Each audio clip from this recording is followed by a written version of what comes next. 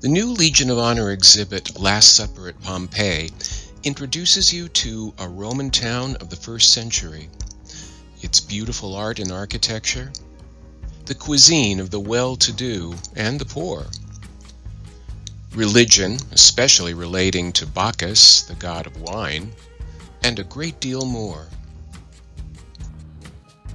Our class complements the exhibit by introducing students to the history of Pompeii and the Roman world in the first century, with a special focus on the life of the Jewish community in the Roman Empire.